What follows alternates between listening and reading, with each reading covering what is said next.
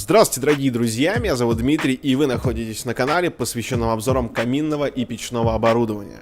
В этом видео я вам покажу каминную топку, установленную в классическую облицовку рустикального стиля от французской компании Richard Ledrов.